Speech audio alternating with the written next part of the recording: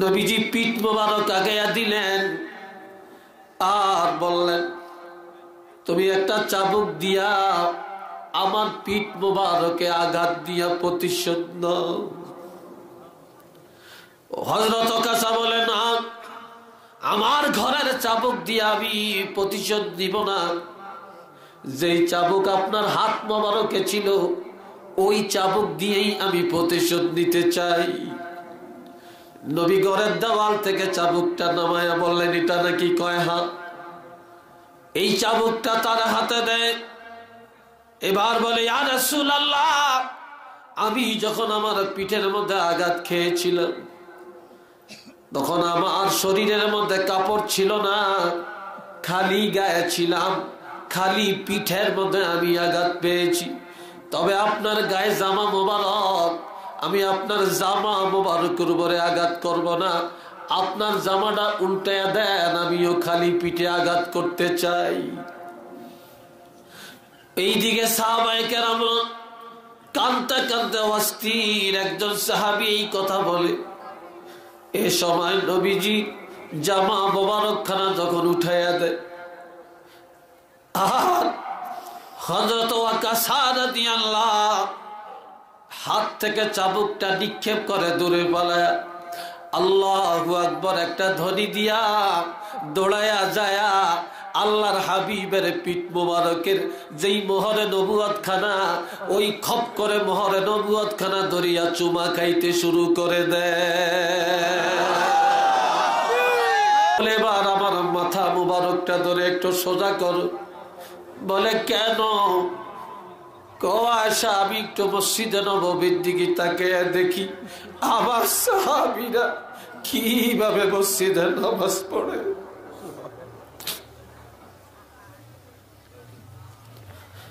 আমার নবী যখন দেখে দলে দলে সাহাবীরা জামাতে নামাজ আদায় করে আর কাঁদতে কাঁদতে অস্থির।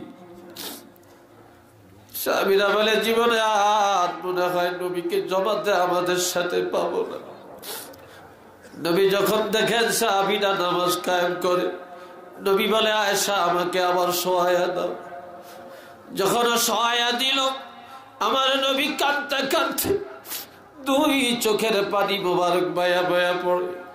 হযরত আয়েশা বলে, নবী গো, জামাত কায়েম হচ্ছে, আপনি খুশি হবেন, কাঁদেন কেন? আয়েশা, আমি তো এই জন্য কাঁদি না রে, আমি কাঁদি মসজিদে জামাত কায়েমের জন্যে, দ্বীনকে প্রতিষ্ঠিত করার জন্যে। আমি তায়েফের ময়দানে যুবকের হাতে মার খেয়েছি, উহুদের ময়দানে দান্দার শহীদ হয়েছে, বদরের যুদ্ধে সাহাবীরা শহীদ হয়েছে, উহুদের ময়দানে 70 জন সাহাবী আমার শহীদ হয়েছে। এ আয়েশা, যে জামাতের জন্য এত কষ্ট করলাম, আজকে সেই পূর্বের কষ্টের কথাগুলো মনে পড়ে গেল। আমি যত কষ্ট করেছি আর সেই কষ্টের ফসল মসজিদে দেখা গেল। আমি রাসূল যদিও থাকবো না, আমার ইন্তেকাল হয়ে গেল, আর এই জামাত মসজিদে বন্ধ হবে না।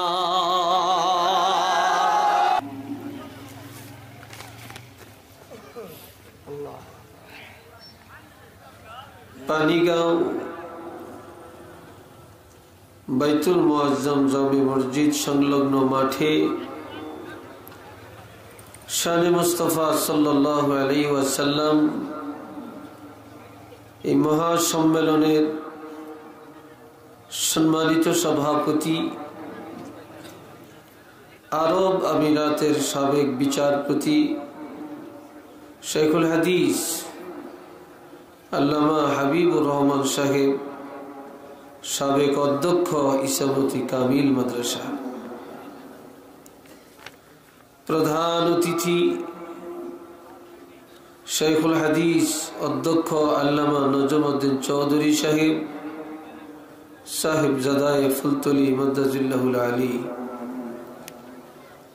প্রধান অতিথি আল্লামা হাফেজ ফখরউদ্দিন চৌধুরী সাহেব, সাহেবজাদায়ে ফুলতলি।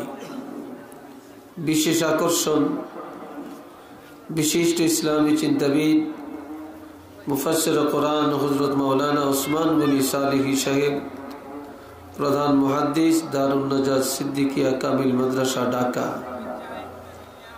প্রধান বক্তা হযরত মাওলানা মুফতি মুখলিসুর রহমান আজাদি সাহেব সহ আমন্ত্রিত সকল উলামায়ে কেরাম, আমার সামনে উপস্থিত মুরব্বিয়ানে কেরাম, যুবক ভাইরা, পর্দার আড়ালে অবস্থানরতা সম্মানিতা মা ও বোনেরা, মহান আল্লাহ পাকের দরবারে শুকর আদায় করি, উচ্চ আওয়াজে মোহাব্বতে জবান খুলে একবার বলি আলহামদুলিল্লাহ। আল্লাহ পাক এশার নামাজের পরে এত অঞ্চলে হাজারো লাখো মানুষের কাছ থেকে পছন্দ করে আল্লাহ পাকের পছন্দের কতগুলো মানুষকে, মুরব্বীদেরকে, যুব সমাজকে এই বেহেশতের বাগানে শানে মুস্তাফা সাল্লাল্লাহু আলাইহি সাল্লাম মাহফিলে বসার তৌফিক দান করেছেন।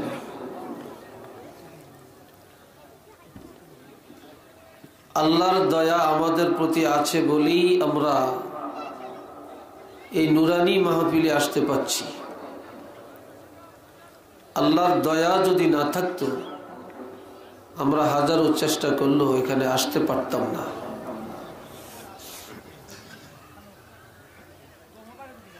قال رسول الله صلى الله عليه وسلم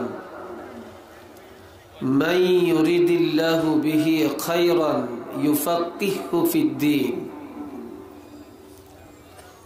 আল্লাহর হাবিব ইরশাদ করেন, আল্লাহ পাক যার কল্যাণ চান, দুনিয়া এবং আখিরাতে যার উন্নতি চান, তাকে দ্বীনের সঠিক জ্ঞান দান করেন।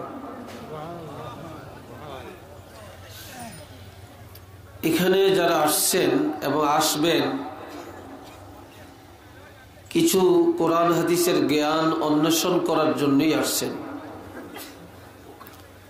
এটা একটা তালিমের জলসা, যেখানে কোরআন হাদিস আলোচনা হয়, এটি তালিমের মাহফিল। আল্লাহর হাবিব একদিন দুটি মজলিসের পাশে দিয়ে অতিক্রম করছিলেন। এক মজলিসের মানুষ নামাজ পড়ে তসবিহ জেকে এই নফল ইবাদত করে কাটাচ্ছে, আরেক মজলিসের মানুষ কোরআন হাদিস নিয়ে আলোচনা করতেছে। রাসূল বললেন, দুইটা মজলিসই উত্তম, ভালো। এই কথা বলার পরে যে মজলিসে কোরআন হাদিসের আলোচনা চলছিল, রাসূল নিজে সেই মজলিসে বসে গেলেন। এতে প্রমাণ হয়ে গেল দুনিয়াতে যত দিনী মজলিস আছে তার মধ্যে ইলমে দ্বীনের মজলিস সবচেয়ে দামি মজলিস। আমরা এমন একটা দামি মজলিসে আসছি, আর আল্লাহ তাদেরকে আনছেন যারা সমাজের মধ্যে সবচেয়ে দামি মানুষ। ভালো মানুষ ছাড়া তো আর মাহফিলে যায় না। খারাপ মানুষগুলি খুব কমই মাহফিলে আসে। সমাজের ভালো ভালো মানুষ, ভালো ভালো যুবক যারা, তারাই মাহফিলে আসে। তা হাজিরিন, আমি তো আপনাদের পরিচিত মুখ। এই রাখালগঞ্জে তো আমি আমার জীবনে অনেকবার আসছি, আশপাশে আসছি, আমাকে চিনেন। তবে আমি এখন সিলেটে প্রোগ্রাম খুব বেশি করি না, খুব বেশি রাখি না, আমার নিজের ব্যস্ততার কারণে। আর এই দূরের জার্নি, এটা এখন খুব একটা ভালো লাগে না, সহ্য হয় না। আর সফরকে তাআতুম মিনান নার, সফরটা জাহান্নামের একটা টুকরা, রাসূল বলছেন। এটা এত কষ্টের জিনিস। তো যাই হোক, আমি পবিত্র কালামে হাকিম থেকে দুই জায়গা থেকে দুটি আয়াত তেলাওয়াত করছি। তা আমার কিছু বলার শক্তি নেই, সকল শক্তির মালিক আমার আল্লাহ। তা আপনারা যত দোয়া করেন আমি যেন আমার নির্দিষ্ট বিষয়ের উপরে কিছু কথা বলতে পারি, আল্লাহ বলার শক্তি দেন, এলেম দান করেন। সবাই বলেন আমিন।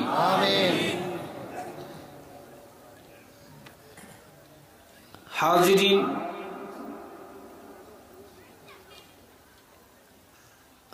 আল্লাহ পাক যুগে যুগে অসংখ্য নবী রাসূল পাঠিয়েছেন। তো সমস্ত নবীদের নবী আমাদের নবী, সারা বিশ্বের সারা জগতের নবী আমাদের নবী, দুনিয়া আখেরাত এমনকি বেহেশত দোজখের নবী হচ্ছেন আমাদের নবী। আমাদের নবীর যত উম্মত, আমাদের নবীর যত সাহাবী এবং সাহাবীদের অনুসারী যত তাবিঈন, তাবিঈদের অনুসারে যত তাবিঈ তাবিঈন, তাবিঈনদের অনুসারী যত মুস্তাহিদিন, মুস্তাহিদিনদের অনুসারী যত আইমে মুস্তাহিদিন, তাদের অনুসারী যত ফুজালা, তাদের অনুসারী যত ফুকাহা, সব আমার নবীর উম্মতের মধ্যে। বলেন না আলহামদুলিল্লাহ। এত সাহাবী, এত অনুসারী আর কোন নবীর উম্মতের মধ্যে নাই। আমার নবী যত শ্রেষ্ঠ, যেমন শ্রেষ্ঠ, নবীর উম্মতের দল, উম্মতের মর্যাদাও তত শ্রেষ্ঠ। সব দিক থেকে আল্লাহ পাক আমাদেরকে শ্রেষ্ঠত্ব দান করেছেন।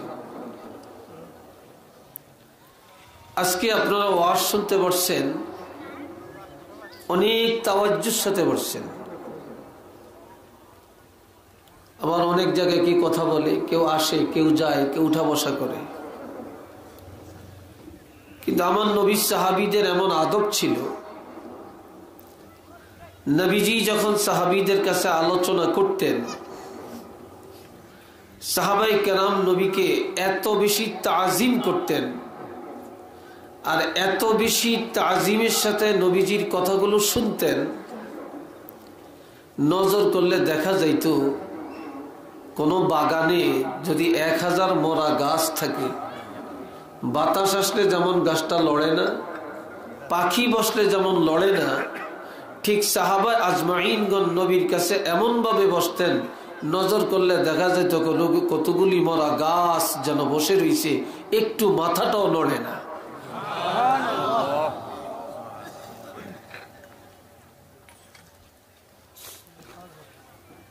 আর রাসূল বলেছেন, قال رسول الله صلى الله عليه وسلم أصحابي كالنجوم, আমার সাহাবায়ে কেরামরা হচ্ছে তারকা সদৃশ। তারকা সদৃশ বলতে কারো কাছে যদি রাত্রে, অন্ধকার রাত্রে চলার মতো লাইট না থাকে, সূর্যের আলো চন্দ্রের আলো না থাকে, তাহলে সেই লোকটা রাত চলতে পারে তারকার আলো দিয়ে। কি কথা ঠিক না?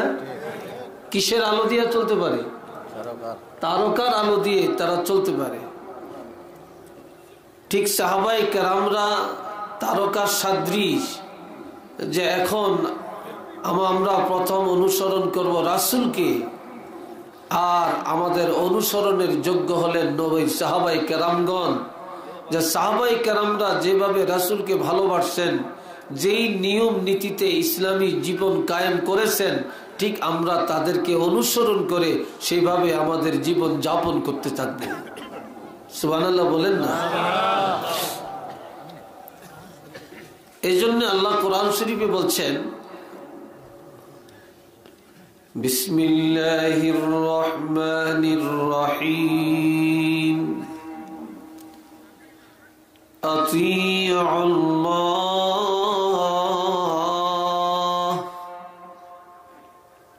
তোমরা আল্লাহকে অনুসরণ করো, আল্লাহকে মানো। আমরা প্রথমত আদেশ নিষেধ, আনুগত্য, ইত্তেবা, আদেশ নিষেধ পালন করব কার? চিল্লিয়ে বলেন কার? আল্লাহ। আর আল্লাহর সবচেয়ে বড় নির্দেশ হলো তা'মুরুনা বিল মা'রুফ ওয়া তানহাউনা আনিল মুনকার, তোমরা মানুষকে সত্যের পথে ডাকো, অসত্য পথ থেকে ফিরিয়ে রাখো। বান্দার প্রতি আল্লাহর এই নির্দেশটা হচ্ছে সবচেয়ে বড় নির্দেশ। আমরা এক আল্লাহকে মানবো, আল্লাহর আদেশ নিষেধগুলো মানবো। প্রথমে আল্লাহর ওয়াহদানিয়তকে, জালালিয়াত, কামালিয়াতকে, তাওহীদকে আমরা বিশ্বাস করব।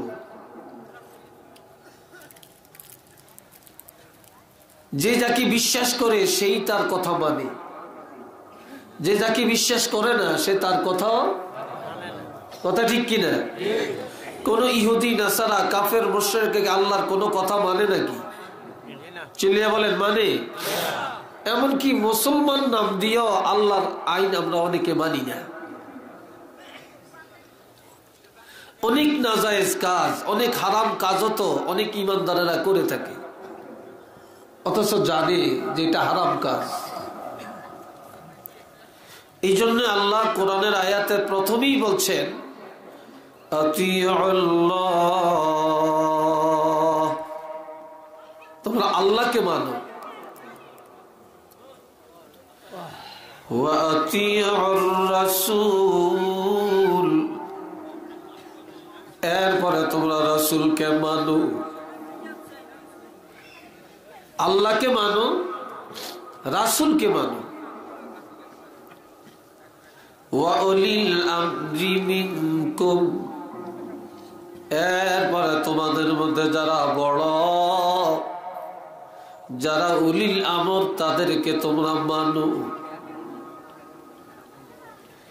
এখন উলিল আমর কারা? উলিল আমরের স্তর, ধারাবাহিকতা, ক্লাসিফিকেশন অনেক। উলিল আমর বলতে এক নম্বরে সাহাবায়ে কেরাম। এক নম্বরে কারা? আর একটু আসতে বলেন। এক নম্বরে সাহাবায়ে কেরাম। দ্বিতীয় নম্বরে উলিল আমর বলতে আইম্মে মুস্তাহিদিন, যারা মাযহাবের ইমাম। যারা কি? মাযহাবের ইমাম। ইমাম আবু হানিফা, ইমাম মালিক, ইমাম শাফি, ইমাম আহমদ ইবনে হাম্বল, এরা মাযহাবের ইমাম। এদেরকে মানবো। এই ওয়াউলিল আমরে মিনকুম, এই আইম্মে মুস্তাহিদিনরা এটার অন্তর্ভুক্ত। অনেকে বলে মাযহাবের কথা তো কোরআনে নাই। কি বলে না? হ্যাঁ, আসলে আমি বলবো সে কোরআন বুঝেই না। যারা বলে কোরআনে নাই সে তো কোরআন পড়েই না, সে জানবে কি করে?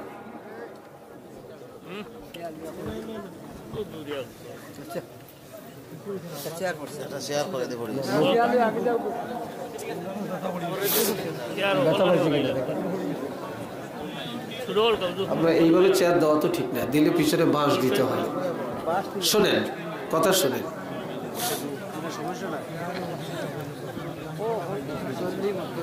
আমার ভাইরা খেয়াল করেন, তাই মাযহাবের কথা কোরআনে আছে কিনা আপনারা বলেন? চিল্লিয়া বলেন। এই উলিল আমর, উলিল আমরের দ্বারা মুরাদ হইল যারা সাহাবায়ে কেরাম, যারা মাযহাবের ইমাম। এখন বর্তমানে মাযহাবের কোন ইমাম আমাদের কাছে জীবিত আছে নাকি? কোন সাহাবায়ে কেরাম কি জীবিত আছেন? তাইলে বর্তমানে উলিল আমর কারা? বর্তমান যুগে উলিল আমর হচ্ছে যারা ওলি আল্লাহ এবং যারা হক্কানি ফির এবং যারা হক্কানি ওলামায়ে কেরাম, এরা হলেন উলিল আমর। এরা উলিল আমরের আওতাভুক্ত।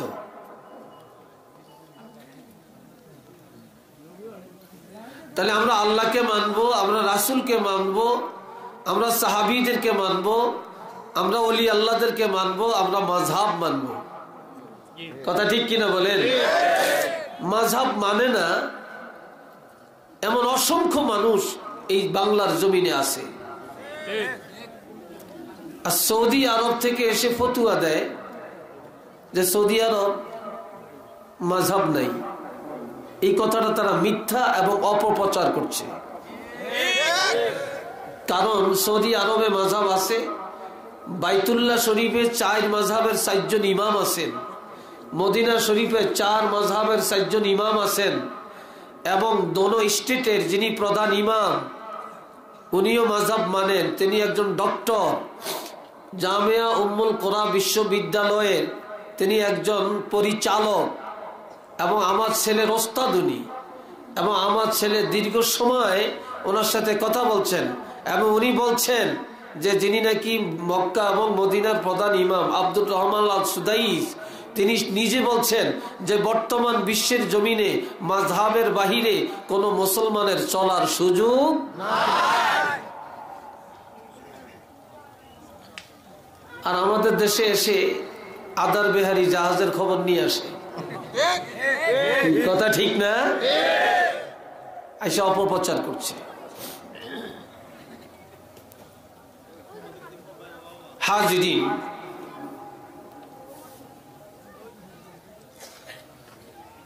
সাহাবাই কেরামদের চিন্তা চেতনা ছিল সবসময় কিভাবে রাসূলকে রাজি রাখা যায়। কি রাখা যায়? তাদের একটাই টেনশন, কিভাবে রাসূলকে রাজি রাখা যায়, কিভাবে রাসূলের কাছে যাওয়া যায়, কিভাবে রাসূলকে বেশি মহব্বত করা যায়। এই মহব্বতের মধ্যে একটা কম্পিটিশন ছিল। কি ছিল? একটা কম্পিটিশন ছিল।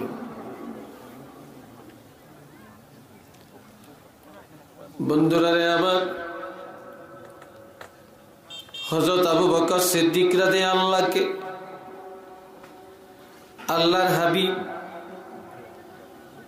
এত মায়া করতেন, এত মহব্বত করতেন। সিদ্দিক আকবর নিজে নিজে একা একা ঘুরে আর কোন জায়গায় কে নবীজির বিরুদ্ধে কি বলে, সিআইডি গোয়েন্দা, বুঝলেন তো, গিয়ে দেখতেছে কাফেররা একটা জলসা করতেছে গোপনে, মক্কাতে গোপনে। চতুর্দিকে পাহাড়, পাদদেশে পাহাড়ের কুচিতে বিশাল একটা জলসা, অসংখ্য কাফের। সেখানে প্রধান অতিথি ছিল আবু জেহেল আর আবু লাহাব।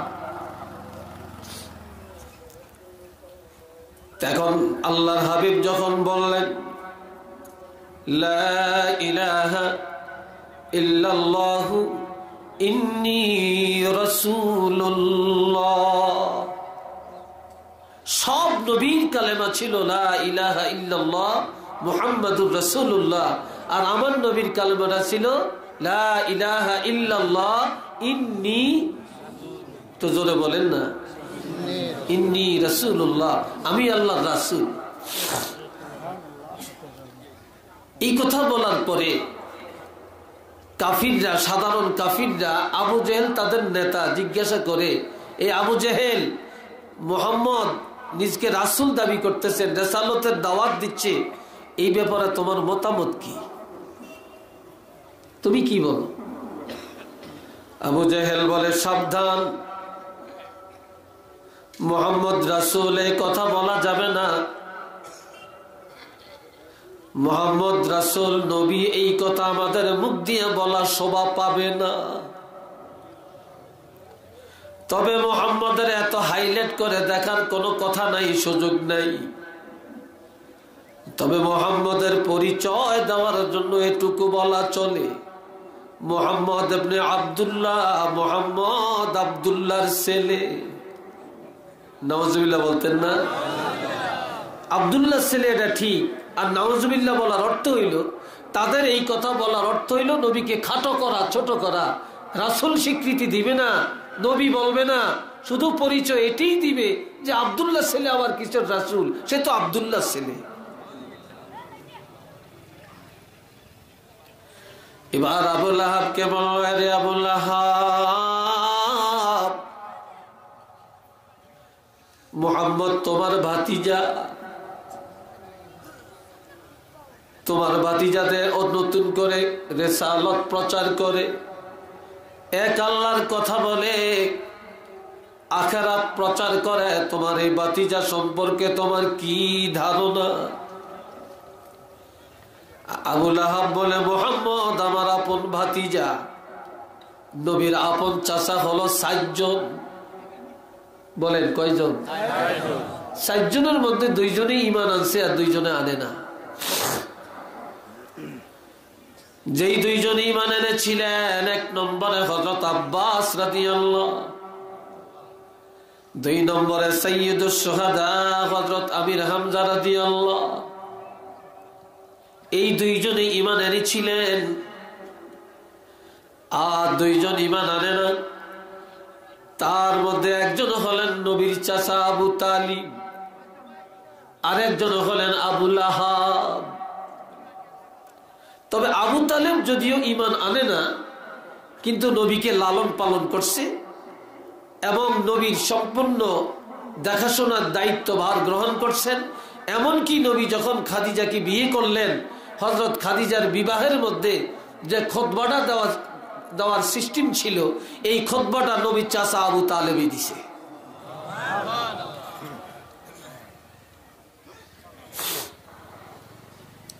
এই আবু লাহাব বলে, মক্কার কাফিরেরা আমার ভাতিজা হতে পারে, তবে আমাদের বংশের কারো কাছে তার প্রেম প্রীতি ভালোবাসা নাই, কেউ তাকে ভালো জানে না। তবে একজন তাকে মায়া করে, সে হলো আমার বাবা আবু মুহাম্মদের দাদা আব্দুল মুত্তালিব। তাই মুহাম্মদের পরিচয় দেওয়া যায় তিনি আব্দুল মুত্তালিবের নাতি। তা আবু জেহেল বলতেছে আব্দুল্লাহর পুত্র, আর আবু লাহাব বলতেছে আব্দুল মুত্তালিবের নাতি। তারপর রাসূল মানতে রাজি না।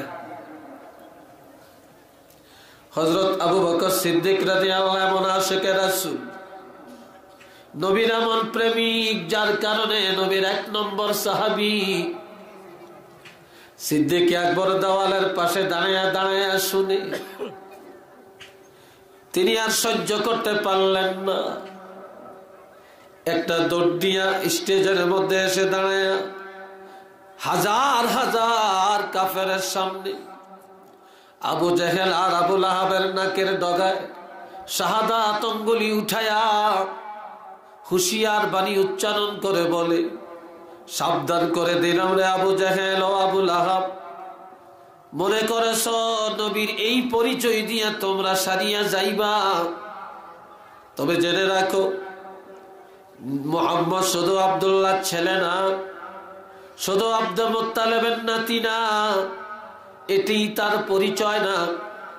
তবে তুমি ভেবেছ এই জমিনে নবীর পরিচয় দেওয়ার মতো কেউ নাই। আমার নাম আবু বকর, আমার বাপের নাম কুহাফা। আমি উদাত্ত কণ্ঠে তোমাদেরকে জানিয়ে দিতে চাই, নবীজির পরিচয় দেওয়ার জন্য কিয়ামত পর্যন্ত যত ঈমানদার দুনিয়াতে আসবে, সকল ঈমানদারের পক্ষ থেকে আমি আবু বকর একাই যথেষ্ট।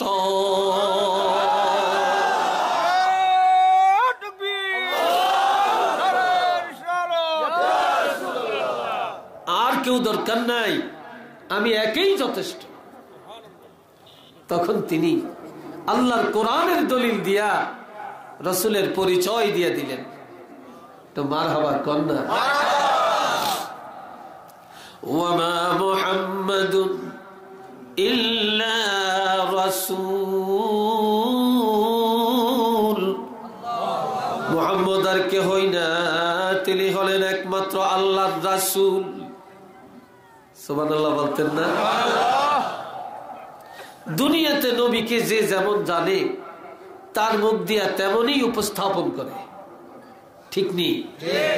কে তেমনই কি উপস্থাপন করে। আবু জাহেল যা যাবে জানেতে সেভাবেই বলেছে, আবু লাহাব যেভাবে জানে সেভাবেই বলছে, আর সিদ্দিক আকবর যেই দৃষ্টিতে জানেন সেই দৃষ্টিতেই উপস্থাপন করলেন। তিনি আরো বলেন, আমার আল্লাহর কোরআনের দলিল দিয়ে, কদ খালাত মিন ক্বাবলিহির রাসূল, এর আগে অসংখ্য নবী রাসূল এসেছিলেন, তারা অতীত হয়ে গেছে, তাদের আচার বিচার ধর্ম কর্ম সব শেষ। এই মুহাম্মদুর রাসূলুল্লাহ আফা ইম্মাতা, তিনি যদি ইন্তেকাল করেন, আও কুতিলা, অথবা শহীদ করা হয়, ও দুনিয়ার মুসলমানেরা রে, ইনকালাবতুম আলা আকাবিকুম, তোমরা কি মুখ ফিরাইয়া নিবে নাকি? না না, এই নবীর থেকে মুখ ফিরিয়ে নেওয়ার কোনো সুযোগ নেই। সমস্ত নবীরা চলে গেছে, তাদের কিতাবের আইন বাতিল, তাদের আদর্শ শেষ, তাদের ইসলাম আর জমিনে নাই। এই মুহাম্মদুর রাসূলুল্লাহ তিনি যদি ইন্তেকাল করেন অথবা শহীদ করা হয়, তারপরে আর কোন নবী আসবে না, আর কোন কিতাব আসবে না, আর কোন ইসলাম আসবে না। এই নবীর জামানা, এই নবীর কিতাব, এই নবীর আদর্শ কিয়ামত পর্যন্ত জমিনে চলবে।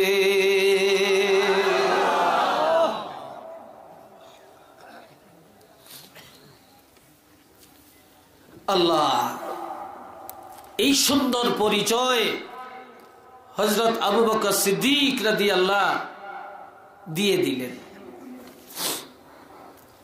এ বন্ধুরা আমার, আল্লাহর হাবিব একদিন একটা হাদিস বলার পরে সাহাবায়ে কেরামরা কাঁদতে কাঁদতে অস্থির। আমার প্রাণের নবী বললেন, قال رسول الله صلى الله عليه وسلم تعلموا القرآن تعلموا الفرائض والقرآن وعلموا الناس فإني مقبود। নবী বললেন, ওরে আমার সাহাবীরা, তোমরা যে যা ইলম শিখার আমার থেকে শিখে নাও। ইলমে শরীয়ত, ইলমে তরিকত, মারিফাত যা জানার আমার থেকে জেনে নাও। ইলমে ফরায়েজ, বন্টন নামা, ফরিজা ইলম যার যত দরকার আমার থেকে জেনে নাও। যার যা প্রশ্ন আছে করো, কেননা আমি রাসূলকে আর বেশি দিন জমিনে রাখা হবে না, খুব দ্রুত আমাকে উঠাইয়া নেওয়া হবে। এই হাদিসটা বলার পরে সাহাবায়ে কেরাম কাঁদতে কাঁদতে অস্থির হয়ে গেলেন। এমনকি ওই মজলিসে এত কান্না, সাহাবীরা কাঁদলেন। কোন কোন সাহাবী একদিন পর্যন্ত জ্ঞান ফিরে আসে না। সুবহানাল্লাহ জোরে বলেন না। আবার যার যা পাওনা আছে বলো, আমার পাওনাটা পরিশোধ করব। আমার থেকে যদি কেউ কিছু পাওনা ধার হয়ে থাকো বলো। এই সময় একজন সাহাবীর নাম হযরত ওয়াকাসা রাদিয়াল্লাহু, কি নাম? চিল্লিয়ে বলেন। হযরত ওয়াকাসা রাদিয়াল্লাহু তিনি যা বললেন, ইয়া রাসূলুল্লাহ, আমি তো আপনার থেকে একটা পাওনা আছি, আমার পাওনাটা আজও পরিশোধ হয় না। আমার পাওনাটা এখনো আপনি পরিশোধ করে দেন না। তখন আমার নবী আশ্চর্য বোধ করলেন, এ সাহাবী, আমার থেকে তুমি কি পাওনা আছো? বলে, ইয়া রাসূলুল্লাহ, আমি আপনার সাথে বদরের যুদ্ধে ছিলাম, উহুদের যুদ্ধের ময়দানে ছিলাম। ও নবী, বদরের যুদ্ধের ময়দানে আপনি ঘোড়ার পিঠের মধ্যে চাবুক মেরেছিলেন। ওই চাবুকটা ঘোড়ার পিঠে না লাগিয়া আমি অকাসা আমার পিঠের মধ্যে চাবুকটা লাগছে। আমি চরমভাবে ব্যথা পাইছি, আমি আঘাত পাইছি, কিন্তু আপনি তো অন্যায়ভাবে অপ্রত্যাশিতভাবে আমার পিঠের মধ্যে আঘাতটা করেছিলেন। কাজে আমি তো এই প্রতিশোধ এখনো আপনার থেকে নিতে পারি না। সাহাবীর উদ্দেশ্য ছিল ভালো, অন্য সাহাবীরা বুঝতে কিছুটা ব্যতিক্রম হয়েছিল। সিদ্দিক আকবর দাঁড়ায়া তলোয়ার নিয়ে দাঁড়াইয়া গেলেন, তুমি কার সামনে কি বলো নবীর থেকে প্রতিশোধ দিবে? এ অকাশা, আরেকবার যদি তোমার মুখ দিয়ে কথা এই কথা বের হয়, আমি আবু বকর সর্বপ্রথম এই তলোয়ার দিয়া তোমাকে 2 টুকরা করে দিব। হযরত ওমর দাঁড়ায়া বলতেছে, এ ওয়াকাসা, তুমি নবীর থেকে প্রতিশোধ দিবা আমাদের জীবদ্দশায়? তুমি এখনো তওবা করো, নবীজির কাছে ক্ষমা চাও। যদি দ্বিতীয়বার এই কথা উপস্থাপন করো, আমাদের সাহাবায়ে কেরামদের হাত থেকে তুমি আর রক্ষা পাবে না। ওয়াকাসা বলে, না, আমি আজকে কারো কথা মানতে রাজি না, আমি প্রতিশোধ চাই। যেহেতু আল্লাহর হাবিব দুনিয়াতে আসছেন, কারো হক নিয়ে যাইতে আসেন না, প্রত্যেকের হক পরিশোধ করার জন্য আসছেন। এই সময় আমার নবী বললেন, ও সাহাবীরা, এরে আবু বকর একটু থামো, মা থামো। হাদিস আসছে যে মা কি করো, থামো থামো। হযরত ওমরকে বললেন থামো, সাহাবীদেরকে বললেন থামো। এরা সঠিক বলেছে, আমি অন্যায়ভাবে তার পিঠে আঘাত করেছিলাম। আমি এই তার থেকে আমার থেকে প্রতিশোধ নেই, এটা আমি চাই। নবীজি পিঠ মোবারক আগাইয়া দিলেন আর বললেন, তুমি একটা চাবুক দিয়া আমার পিঠ মোবারকে আঘাত দিয়া প্রতিশোধ নাও। হযরত ওকাসা বলে, না, আমার ঘরের চাবুক দিয়ে আমি প্রতিশোধ দিব না। যেই চাবুক আপনার হাত মোবারকে ছিল, ওই চাবুক দিয়েই আমি প্রতিশোধ নিতে চাই। নবী ঘরের দেওয়াল থেকে চাবুকটা নামায়া বললেন, এটা নাকি কয় হাত? এই চাবুকটা তার হাতে দেয়। এবার বলে, ইয়া রাসূলুল্লাহ, আমি যখন আমার পিঠের মধ্যে আঘাত খেয়েছিলাম, তখন আমার শরীরের মধ্যে কাপড় ছিল না, খালি গায়ে ছিলাম, খালি পিঠের মধ্যে আমি আঘাত পেয়েছি। তবে আপনার গায়ে জামা মোবারক, আমি আপনার জামা মোবারকের উপরে আঘাত করব না, আপনার জামাটা উল্টায়া দেন, আমিও খালি পিঠে আঘাত করতে চাই। এইদিকে সাহাবায়ে কেরাম কাঁদতে কাঁদতে অস্থির। একজন সাহাবী এই কথা বলে, এ সময় নবীজি জামা মোবারক খানা যখন উঠাইয়া দেয়, আর হযরত ওয়াকাসা রাদিয়াল্লাহু হাত থেকে চাবুকটা নিক্ষেপ করে দূরে পালায়া আল্লাহু আকবার একটা ধ্বনি দিয়া দৌড়ায়া যায়া আল্লাহর হাবিবের পিঠ মোবারকের যেই মোহরে নবুয়ত খানা, ওই খপ করে মোহরে নবুয়ত খানা ধরিয়া চুমা খাইতে শুরু করে দেয়।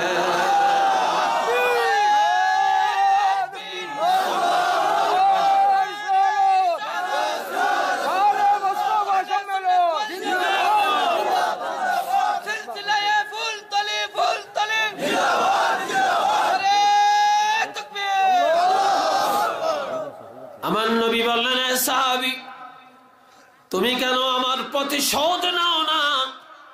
কইয়া রাসূলুল্লাহ, জীবনে অনেকবার চেষ্টা করেছি আপনার মোহরে নবুয়ত খানা আমি দেখব, আমার নিজের হাতে ধরব, আমি প্রাণ ভরে চুমা খাবো, কিন্তু কোনদিন আমার এই সৌভাগ্য হয় না।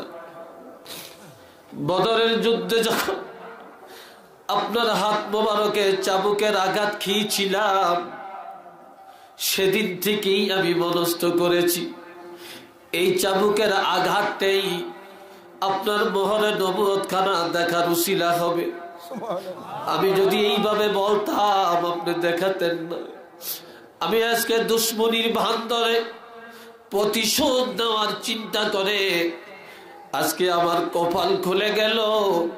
জীবনে নবীকে এত ভালোবাসলাম, এত মায়া করলাম, এত খেদমত করলাম, কিন্তু মোহরে নবুয়তখানা দেখার ভাগ্য জুটল না। আমার আমার কিছু চাওয়া পাওয়ার নাই। আমার সবচেয়ে বড় আশা ছিল এই মোহরে নবুয়তখানা দেখা, চুমা খাওয়া। ও নবী, আমি চুমা খাইলাম, মোহরে নবুয়তখানা ধরলাম, তবে আমার বলার মধ্যে প্রতিশোধ নেওয়ার কথা বলে আপনার মনে হয়তো ব্যথা দিয়েছি, সাহাবীদের মনে আঘাত দিয়েছি, আমাকে মাফ করে দেন। আমার নবী বললেন, সাহাবীরে, আমি রাসূলকে ভালোবাসার জন্য, আমার মোহরে নবুয়তখানা দেখার জন্য তুমি যে মনে মনে এই ভান ধরেছ, তবে জেনে রাখবা আমি রাসূল ঘোষণা দিলাম, আমার এই মোহরে নবুয়তখানা যার চোখে একবারে দেখছে রে, আমার মোহরে নবুয়তখানা যে ঠোঁট লাগায়া চুমা দিছে, আমি রাসূল ওয়াদা করলাম সে আমার সাথে জান্নাতে একসাথে থাকবে।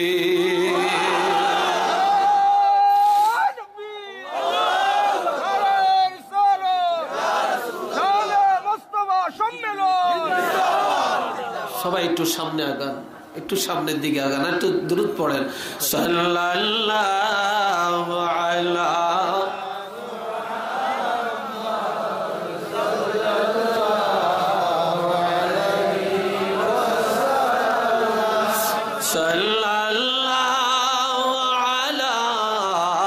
মুহাম্মদ সাল্লাল্লাহু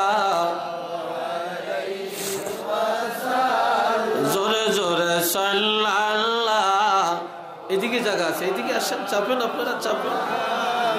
এটা পূর্ব দিক না, এটা পূর্ব দিক না, এটা পূর্ব দিক তো নাকি?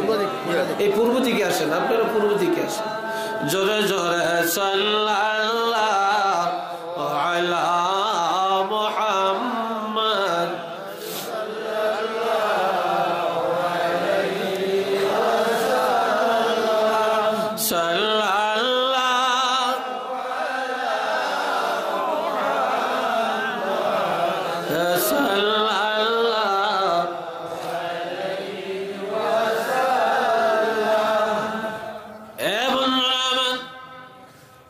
এই জন্য আমার আল্লাহ কালামে হাকিমের মধ্যে ওয়াজ করেন, রাদিয়াল্লাহু আনহুম ওয়া রাদু আন ওয়া যালিকা লিমান খাশিয়া রাব্বাহ। দুই শ্রেণীর লোকের উপরে আমার আল্লাহ রাজি। কয় শ্রেণী? আর একটু আস্তে কর। এক নম্বরে রাদিয়াল্লাহু আনহুম, সমস্ত সাহাবীদের উপরে আমার আল্লাহ রাজি। সমস্ত সাহাবীদের উপরে আমার আল্লাহ রাজি। নবীদের কোনো গুনাহ নাই, আমার নবীর তো মোটেই নাই। সাহাবায়ে কেরামরা যদি কোনো ভুল ত্রুটি করে ফেলতেন, সাথে সাথে আমার আল্লাহ ক্ষমা করে দিয়া শোধরাইয়া নিতেন। সাহাবাইদের উপরে আমার আল্লাহ রাজি। ওয়ারাদু আনহু, আর সাহাবায়ে কেরামরা আমার আল্লাহর উপরে রাজি। আর এক শ্রেণীর মানুষের উপরে আমার আল্লাহ রাজি। ওয়াযালিকা লিমান খাশিয়া রাব্বা, যারা এই দুনিয়াতে তাদের রবকে ভয় করে, যারা আল্লাহকে ভয় করে, উঠতে বসতে খাইতে চলতে ফিরতে। আর ওয়াযালিকা লিমান খাশিয়া রাব্বা দ্বারা তাফসীরে রুহুল বয়ানের মধ্যে আসছে, মুফাসসিরিনে কেরামরা তাফসীর করেছেন, এই দুনিয়ায় যত আউলিয়ায়ে কেরাম উলামায়ে কেরাম, আউলিয়ায়ে কেরামের উপরে আমার আল্লাহ রাজি, হক্কানি উলামায়ে কেরামের উপরে আমার আল্লাহ রাজি। সব সময় যারা আমার আল্লাহকে ভয় করে চলে তাদের উপরেও আমার আল্লাহ রাজি।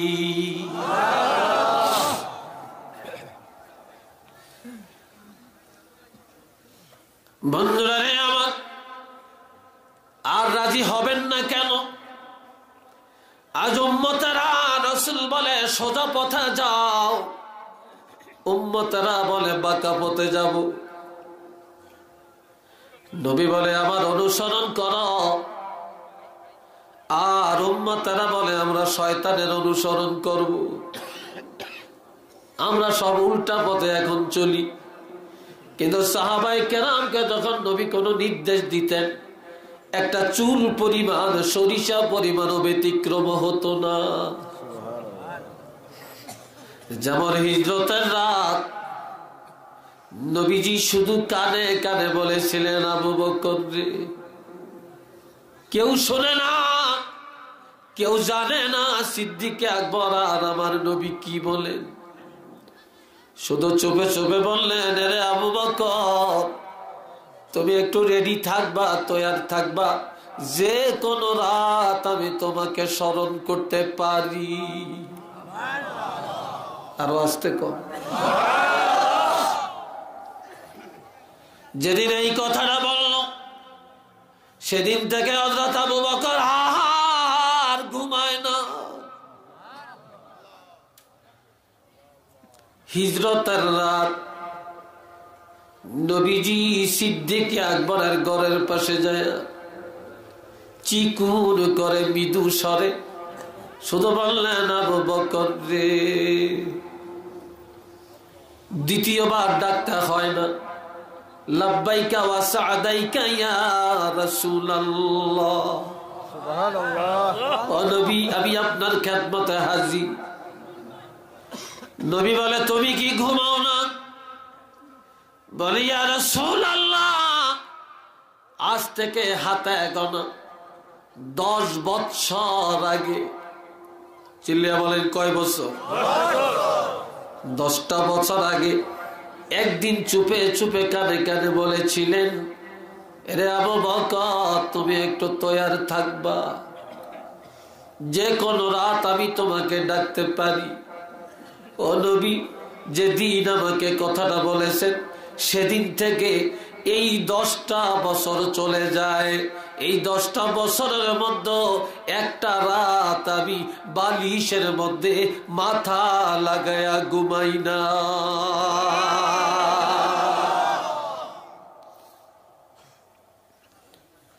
কি মহব্বত, কি আনুগত্য সাহাবীদের। আর 6 মাস আগ থেকেই 2টা ওট রেডি করে রাখলেন। আর ওই রাত্রে সিদ্দিক আকবর সহ আমার নবী রওনা করলেন মক্কা থেকে গারে সুয়ারের দিকে। পাহাড়ের পাদদেশে যায় আমার নবীকে রেখে সিদ্দিক আকবর বললেন, হুজুর আপনি এখানে দাঁড়ান, আমি আগে একটু গর্তের ভিতরে যায় দেখি বিষাক্ত কোনো কিছু আছে কিনা।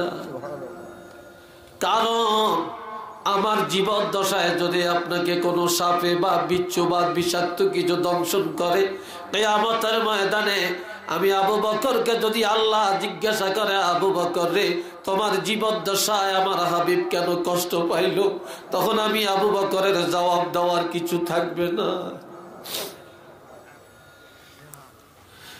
তিনি গর্তের ভিতরে ঢুকিয়া, গুহায় ঢুকিয়া দেখেন ছোট ছোট সাপের, বিষাক্ত সাপের গাড়া দেখা যায়। গায়ের চাদরটা ছিড়িয়া ছিড়িয়া গর্তের মুখগুলি বন্ধ করে এরপরে আমার নবীকে গর্তে ঢুকালেন। একটা গর্তের মুখ আর মারতে পারেন না, বন্ধ করতে পারেন না, নিজের পায়ের গোড়ালিটা দিয়া ওই গর্তটা মেরে দিলেন। নবীজি ওই গুহার মধ্যে সিদ্দিক আকবরের রানের উপরে মাথা মোবারক রেখে ঘুমাইতেছিলেন। ওই গর্তের ভিতরে সাপ, সিদ্দিক আকবরের একটা নয় দুইটা নয় মুসলমান 90টা কামড় দিছে। জোরে বলেন কয়টা? একটা তো সহ্য করার ক্ষমতা আমাদের নাই। এই 90টা কামড়ের পর সিদ্দিক আকবরের পুরাটা চেহারা কালো হয়ে গেল। আল্লাহর হাবিব ঘুম থেকে জেগে নজর করে দেখেন সিদ্দিক আকবরের চেহারা মোবারক কালো, চোখের পানিগুলো ঝরছে। কি কারণ? সিদ্দিক আকবর ঘটনা বর্ণনা করেন, তখন আমার নবী বলে পাওটা সরে আনো। পাওটা যখন সরে আনে, কোন জায়গায় তোমাকে দংশন করে জায়গাটা দেখে দেয়। আল্লাহর হাবিব রহমাতুল্লিল আলামিন শাহাদাত অঙ্গুলি মুবারকের মাথা দিয়া জিহ্বা থেকে এইভাবে সামান্য একটু লালা মুবারক পায়ের ওই জায়গার মধ্যে লাগিয়ে দেওয়ার সাথে সাথে হযরত সিদ্দিক আকবর সুস্থ হয়ে যায়।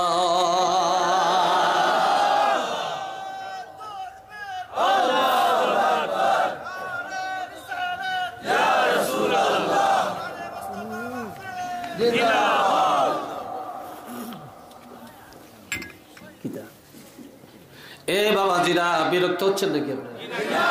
হ্যাঁ, এই সময় ওই সাপটা গর্তের ভিতরে থেকে বের হয়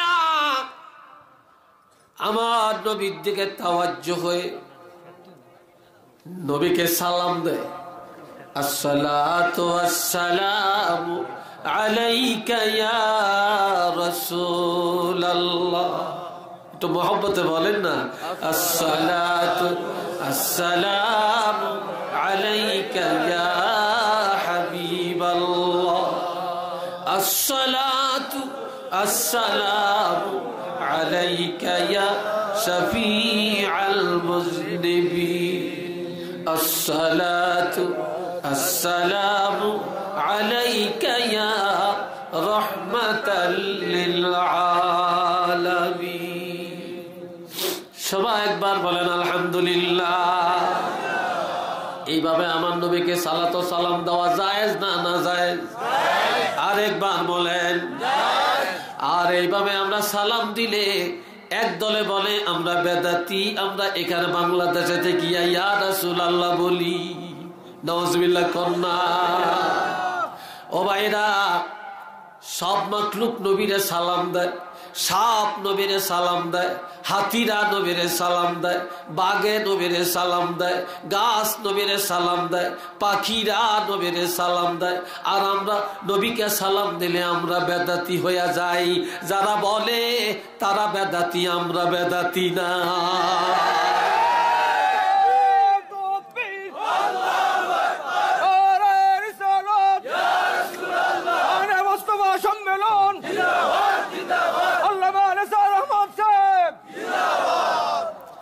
আল্লাহ বুঝদান করো, হেদায়েত দান করেন, সবাই বলেন আমিন। একদিন হযরত আয়েশা সিদ্দিকা অমাবস্যা রাত, একেবারে অন্ধকার কালো, ঘরের বাহিরে বের হয়ে আকাশের দিকে তাকায়। আকাশের দিকে তাকায় দেখতেছে আকাশের ঘন ঘন তারকা। এই আকাশের তারকা দেখে আল্লাহর হাবিবের কাছে এসে বলে, ইয়া রাসূলুল্লাহ, এই আকাশের তারকার মতো অগণিত নেক আমল আপনার কোন সাহাবীর আমলে আছে? হযরত আয়েশা ভাবছিলেন যে আমার আব্বা নবীর জন্য এত কষ্ট, এত ভালোবাসা, এত মায়া মমতা রেখেছেন, নিশ্চিত আমার আব্বার কথাটা বলবেন। আমার নবী বললেন, এ আয়েশা, আকাশের তারকার মতো ঘন নেক আমল কার আছে? অগণিত নেক আমল কার আছে এটা জানতে চাও? কয় হ্যাঁ। কয় আয়েশা রে, আমার সাহাবী হযরত ওমরের নেক আমলের মধ্যে আকাশের তারকার মতো নেক আমল আছে, যার আমল গণনা করা যাবে না।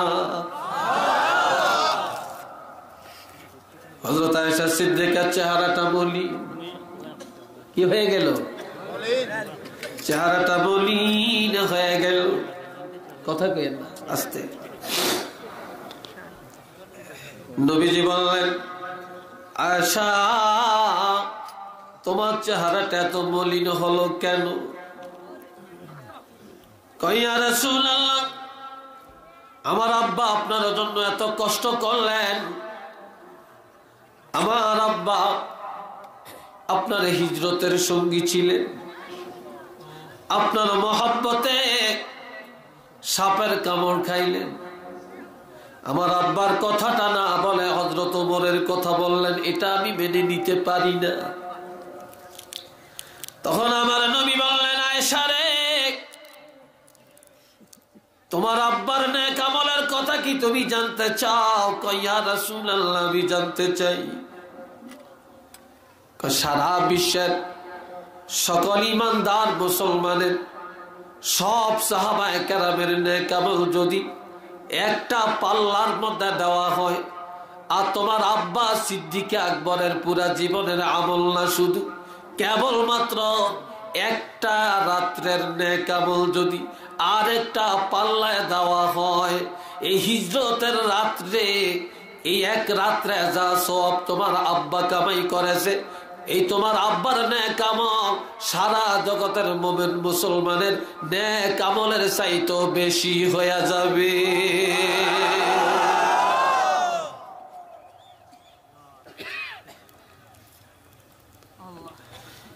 ও বাবা জিনারে আমার,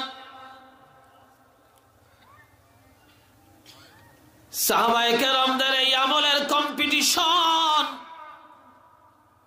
সাহাবায়ে কেরামরা যেভাবে আমলের কম্পিটিশন করেছে, আজ আমরা সেই আমলের কম্পিটিশনের কাছে নাই। মুসলমান আজ গুনার কাছে কম্পিটিশন করে, কিন্তু নেক আমলে কোনো কম্পিটিশন নাই। সুদের কাছে কম্পিটিশন, হারাম খায় কম্পিটিশনে প্রতিযোগিতা করে, জুলুম করে প্রতিযোগিতা করে, জিনা করে প্রতিযোগিতা করে, চুরি করে ডাকাতি করে প্রতিযোগিতা করে, মিথ্যার উপরে প্রতিষ্ঠিত হয় প্রতিযোগিতার সাথে। আর আমার আল্লাহ বলেছেন, ফালইয়াতানাফাসিল মুতানাফিসুন, ইমানদারেরা যেন প্রতিযোগিতা করে নেক আমলের কাজে। তো সুবহানাল্লাহ জোরে কর না। কেউ শয়তানের পথে প্রতিযোগিতা বাড়ায়, কেউ আল্লাহ রাসূলের প্রেমে প্রতিযোগিতা বাড়ায়, ঠিক না? ও বাবা জিনাম, আল্লাহর হাবিবের ইন্তেকালের 80 দিন আগে আমার আল্লাহ একটা সূরা নাজিল করছে। চিল্লিয়া বলেন কয় দিন আগে? আরেকবার বলেন কয় দিন আগে? এই সূরাটার নাম হলো সূরাতুন নসর। ইজা জাআ নাসরুল্লাহি ওয়াল ফাতহ ওয়া রাআইতান নাসা ইয়াদখুলুনা ফি দীনিল্লাহি আফওয়াজা ফাসাব্বিহ বিহামদি রাব্বিকা ওয়াস্তাগফির ইন্নাহু কানা তাওয়াবা।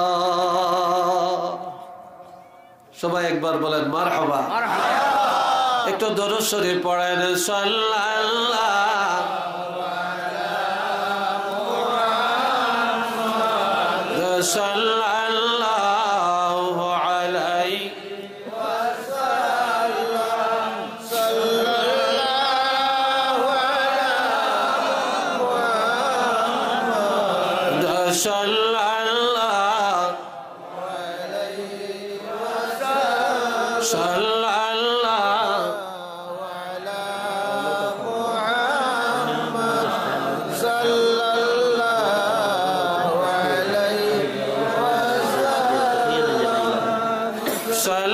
সাল্লাল্লাহু আলা মুহাম্মদ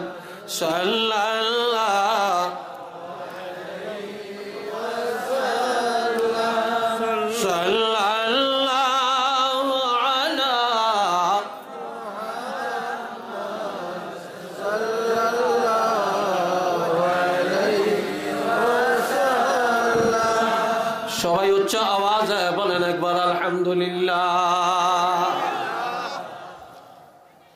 রে বন্ধুরা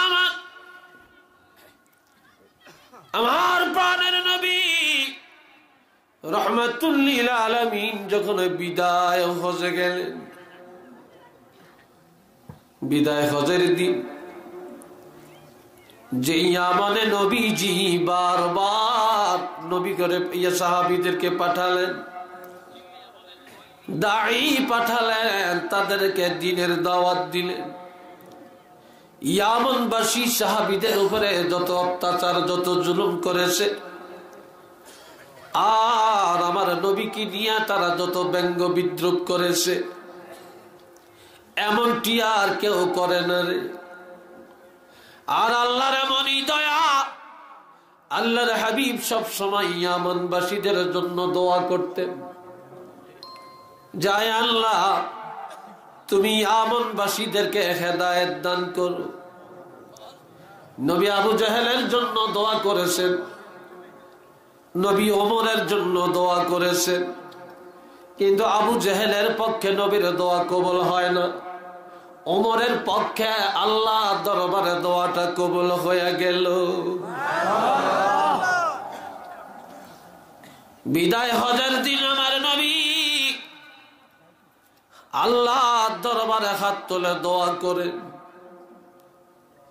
আরাফাতের ময়দানে জোহরের নামাজ আদায় করার পরে বা সূর্য যখন পশ্চিম আকাশে ডুলে পড়ত, তখন আমার নবী হাত তুলে দোয়া করতেন, এমন কি বেলা ডুবার আগ পর্যন্ত নবী দোয়ার মধ্যে হাত বাড়ায় রাখতেন।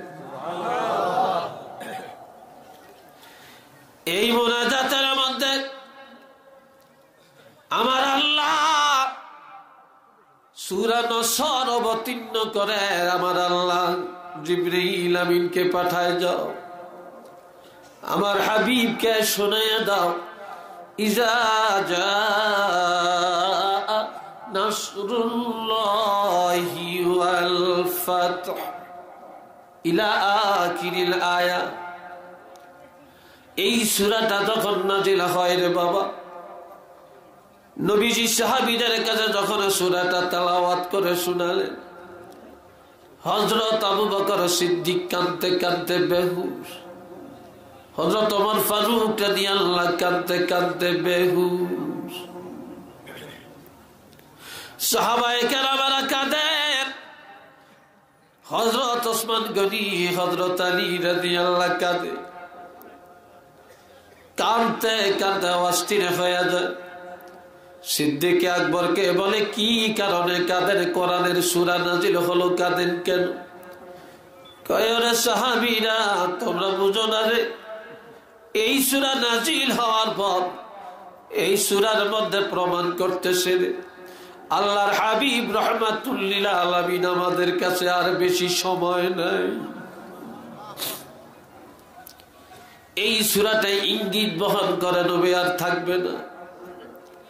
হযরত ওমর বলে, আমার সিদ্ধান্ত এটাই, এই সূরা ইঙ্গিত বহন করে রাহমাতুল লিল আলামিন আমাদেরকে এতিম করে চলে যাবে। নবীজি সাহাবায়ে কেরামের সান্ত্বনা দেন। আমার নবী গুরুত্বপূর্ণ সান্ত্বনা জীবনে দুইবার দিলেন সাহাবীদেরকে। একবার দিলেন আমার নবী এই সূরা নাজিল হওয়ার পর, আর একবার সান্ত্বনা দিলেন নবী ইন্তেকালের আগে অসুস্থতার কারণে একদিন মসজিদে যায় নামাজ পড়তে পারেন না। সাহাবীরা মসজিদে দলে দলে এসে নামাজ পড়ে।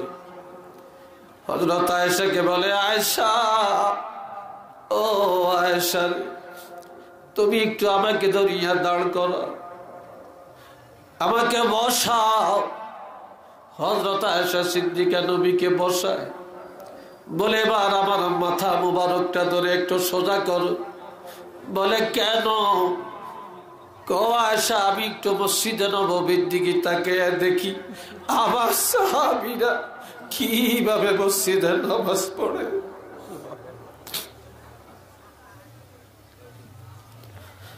আমার নবী যখন দেখে দলে দলে সাহাবীরা জামাতে নামাজ আদায় করে আর কাঁদতে কাঁদতে অস্থির,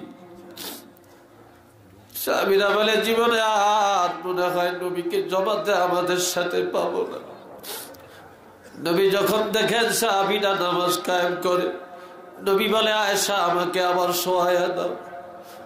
যখন শোয়ায়া দিল, আমার নবী কাঁদতে কাঁদতে দুই চোখের পানি মোবারক বয়া বয়া পড়ে। হযরত আয়েশা বলে নবী গো, জামাত কায়েম হচ্ছে, আপনি খুশি হবেন, কাঁদেন কেন? আয়েশা আমি তো এই জন্য কাঁদি না রে, আমি কাঁদি মসজিদে জামাত কায়েমের জন্য, দ্বীনকে প্রতিষ্ঠিত করার জন্য।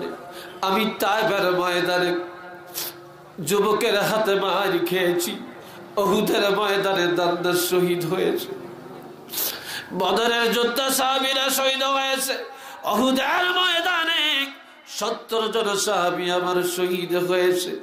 এ আয়েশা, যে জামাতের জন্য এত কষ্ট করলাম, আজকে সেই পূর্বের কষ্টের কথাগুলো মনে পড়ে গেল। আমি যত কষ্ট করেছি, আর সেই কষ্টের ফসল মসজিদে দেখা গেল। আমি রাসূল যদিও থাকবো না, আমার ইন্তেকাল হয়ে গেল, আর এই জামাত মসজিদে বন্ধ হবে না।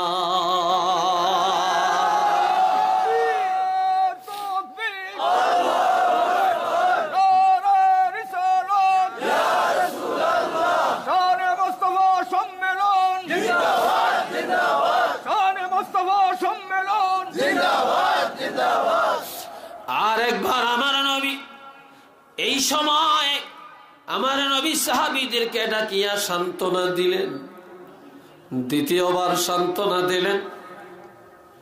আরাফাতের ময়দানে বিদায় হজে এই সূরাটা নাযিল হওয়ার পরে নবীজি যখন দেখেন সাহাবী কানতে কানতে অস্থির, যেই সূরার মধ্যে নবীর ইন্তেকালের ইঙ্গিত বহন করে। আমার বাবাজিরা হঠাৎ করে দেখতেছেন যে ইয়ামনবাসীরা এত কষ্ট দিল সাহাবীদেরকে, ওই ইয়ামন থেকে বিশাল একটা দল, যেই দলের মধ্যে ছিল প্রায় 1300 মুসলমান। একটু চিল্লিয়া কম, আর একটু জোরে বলেন। এই 1300 মুসলমান একসাথে ইয়ামন থেকে, যে ইয়ামনবাসীদের কাছে কলেমার দাওয়াত দেওয়া যাইতো না, যারা কলেমা মানত না, নবী মানত না, সাহাবীদেরকে তারা কতল করছে। ওই ইয়ামন থেকে 1300 লোকের হাতে 1300 পতাকা, প্রত্যেকটা পতাকার মধ্যে লেখা আছে লা ইলাহা ইল্লাল্লাহু মুহাম্মাদুর রাসূলুল্লাহ। এই পতাকা উড়াইয়া উড়াইয়া দলে দলে তারা মক্কা অভিমুখে আল্লাহর হাবিবের দরবারে আরাফাতের ময়দানে আগাইতেছে। একটু আল্লাহু আকবার বলেন না।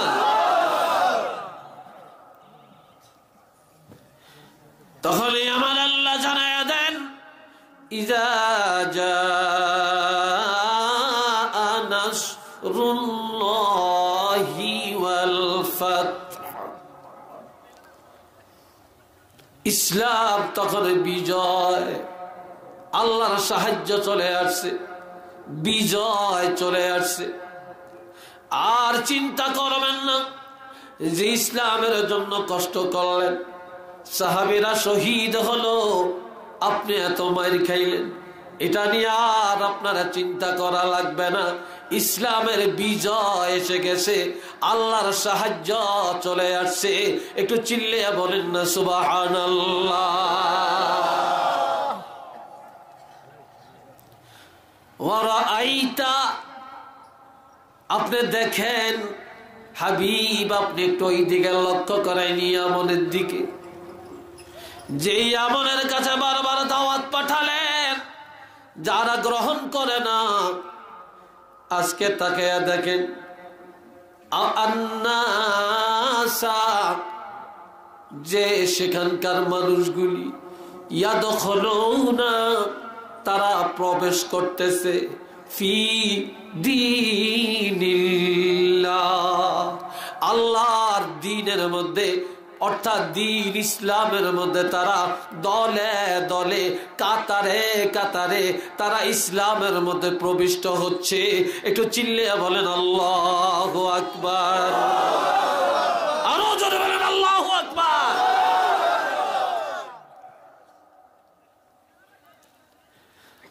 أرأيت الناس يدخلون في دين الله أفواجا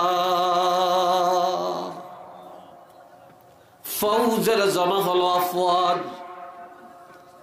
তারা দলে দলে কাতারে কাতারে কিভাবে ইসলামের মধ্যে প্রবিষ্ট হচ্ছে আপনি কি দেখেন না বা আপনি দেখেন?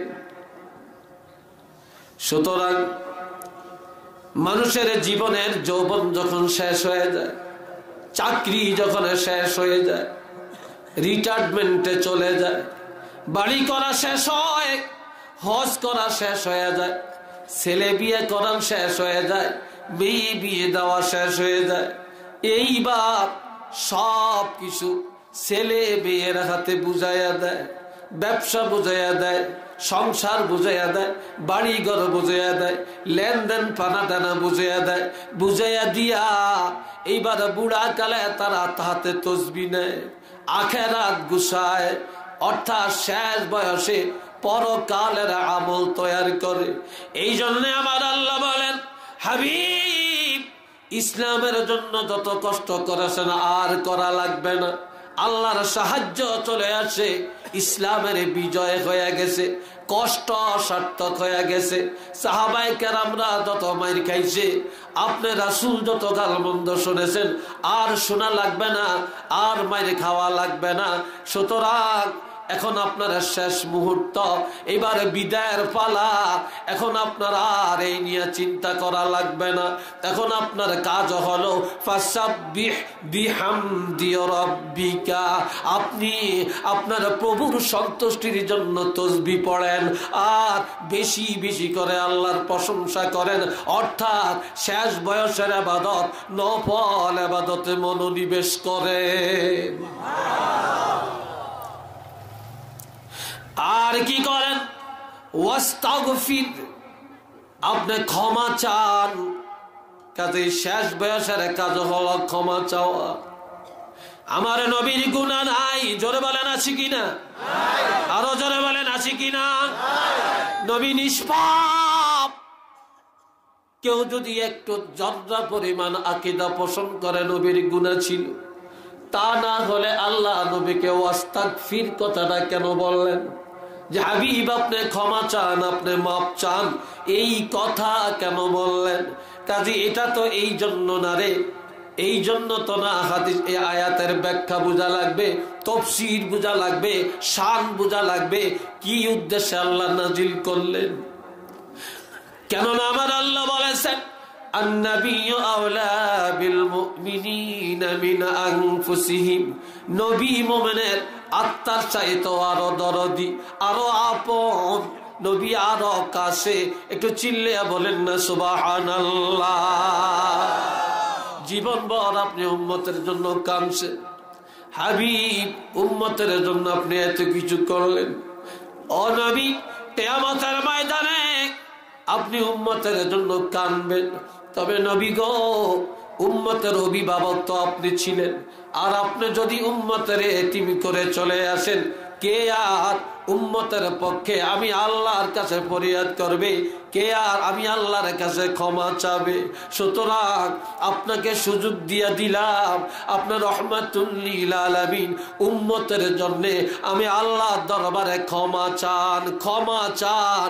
আমি আল্লাহ ওয়াদা করলাম, আপনার উম্মতের জন্য যখন আপনি ক্ষমা চাবেন, আমি আল্লাহ আপনার উম্মতের ক্ষমা করে জান্নাতের অধিকারী বানাবো। নবীর এই তওবাটা দুইটা কারণে, একটা হলো উম্মতের জন্য শিক্ষা, আর একটা হলো উম্মতের জন্য ক্ষমা চাওয়া। কথা বুঝে আসছে কিনা? আমার প্রাণের ভাইয়েরা,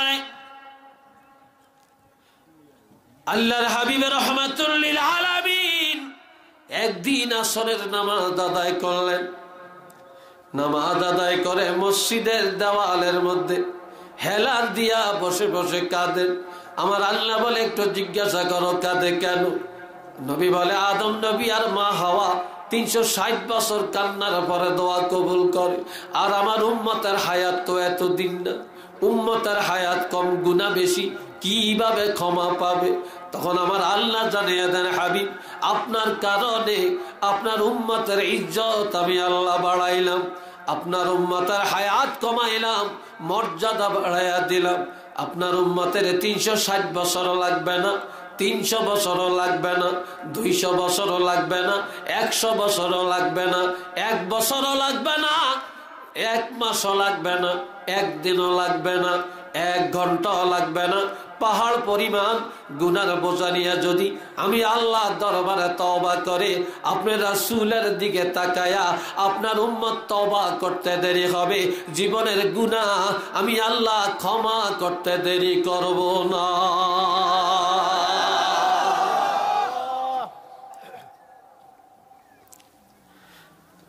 এই জন্য আল্লাহ নবী কি শিখাইলেন? শেষ বয়সের আমল, বুড়া কালের আমল, বেশি বেশি তাসবিহ, বেশি বেশি জিকির, বেশি বেশি দরুদ, বেশি বেশি নামাজ, বেশি বেশি কোরআন তেলাওয়াত, বেশি বেশি আল্লাহর প্রশংসা, আর বেশি বেশি করে তওবা।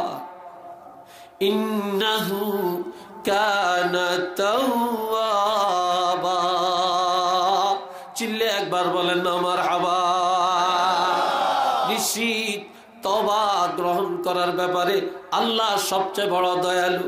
আর বান্দা তওবা করলে তাওয়াবা, তাওয়াবা এটা মুবালাগা, অবশ্যই আমার আল্লাহ গ্রহণ করার মতো গ্রহণ করবেন, ক্ষমা করার মতোই করবেন, কারো গুনাহ রাখবে না।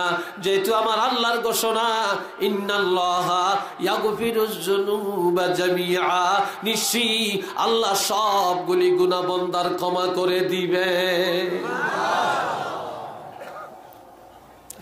এইভাবে সাহাবীরা যেভাবে আমার নবীরে অনুসরণ করেন, যেভাবে রাসূলকে ভালোবেসেছেন, আমরা এইভাবেই রাসূলকে ভালোবাসতে চাই কিনা? আরেকবার বলেন, চাই কিনা? নবী শেষ বয়সের আমল যেভাবে শিখিয়া গেলেন, আমরা সেভাবে আমাদের জীবন যৌবন এই আমলের মাধ্যমে খাটাইতে রাজি আছি কিনা? এটা 2টা হাত তুলে দেখান না আমার আল্লাহ। দেখো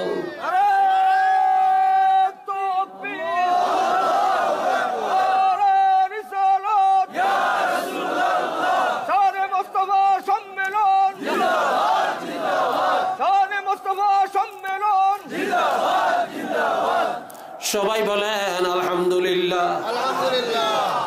আর হযরত বেলাল এক সাহাবী, যেই সাহাবী ছিল একেবারে কালো কুৎসিত মসজিদের মুয়াজ্জিন, তিনি আমার নবীকে কিভাবে ভালোবাসেন তার একটা নমুনা বলেই শেষ করব। একদিন ফজরের নামাজের আজান হয়ে গেল। আজানের পরে সাহাবায়ে কেরাম নবীজির পিছনে নামাজ পড়ার জন্য ছুটে আসে, কিন্তু আমার নবী এখনো আসেন না, নবী এখনো ঘুমায়। সবাই বলে, আবু বকর রে যাও নবীরে জাগায় আনো। সিদ্দিক আকবর বলে, কিভাবে নবীকে ডাকবো সেই ভাষা আমার জানা নাই, কেননা একদিনের কারণে আমি ভয়ে আছি। সেটা হলো বনি তামিম গোত্রের সর্দার নিযুক্ত করার সময় একজনের নাম প্রস্তাব দিতে যায় হযরত সিদ্দিক আকবরের গলার আওয়াজটা একটু বড় হয়ে গেল, যার কারণে আমার আল্লাহ হুঁশিয়ার বাণী উচ্চারণ করলেন, ইয়া আইয়ুহাল্লাযীনা আমানু লা তারফাউ আসওয়াতাকুম ফাওকা সাওতিন নবী। ও ঈমানদারেরা, নবীর আওয়াজের সে আওয়াজ বড় করিও না। আর যে নবীর আওয়াজের সে আওয়াজ বড় করে তার সব আমল বরবাদ। আমি এই এক ব্যাপারে ভয়ে আছি, আজকে আবার নবীকে ডাকবো, এটা আমি পারবো না। ওমর রে তুমি যাও।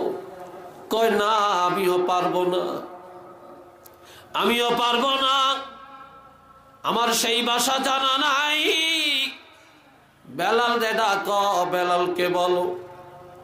বেলাল, ও বেলাল যাও নবীকে জাগায় আনো। বেলাল চলে গেলেন, হুজরার চারিপাশে ঘোরাফেরা করেন। নবী এখনো উঠেন না, কিভাবে ডাকবে ভাষা জানে না। এবার চিন্তা করতে করতে বেলাল বলে ফেললো, আসসালাতু খায়রুম মিনান নাওম। ঘুম থেকে নামাজ অতি উত্তম। নবী আওয়াজটা পাইলেন, ঘুম ভেঙে গেল, ওযু করে মসজিদে গিয়ে নামাজ পড়ালেন। নামাজের পরে বেলালকে ডাক দেয়, বেলাল রে, ও বেলাল আয়, আমি রাসূলের বুকে আয়। জীবনে অনেক মজার মজার কথা শুনেছি রে বেলাল, এত সুন্দর কথা আমি আর কখনো শুনি নাই। তুমি এটা পাইলা কই? হযরত বেলাল বলে, ইয়া রাসূলুল্লাহ, সিদ্দিক আকবর আপনাকে ডাকতে যায় না, হযরত ওমর ফারুক যায় না, সবাই আমাকে পাঠায়, কিভাবে ডাকবো ভাষা জানি না। চিন্তা করতে করতে হঠাৎ আমার মুখ দিয়া কথাটা বের হয়ে যায়, আমি অনুভব করতে পারি না কিভাবে যে বের হয়ে যায়। এই সময় নবীজি বেলালকে এভাবে জড়াইয়া ধরে, বুকের মধ্যে জড়াইয়া নাকে বুকে চুমা খায় আর বলে, বেলাল, ও বেলাল, এখন থেকে আর এই সুন্দর কথাটা বাদ দেওয়া যাবে না। আমি রাসূল নির্দেশ করে দিলাম, ফজরের আজানের মধ্যে এই বাক্যটা প্রতিদিন লাগাইয়া দিও।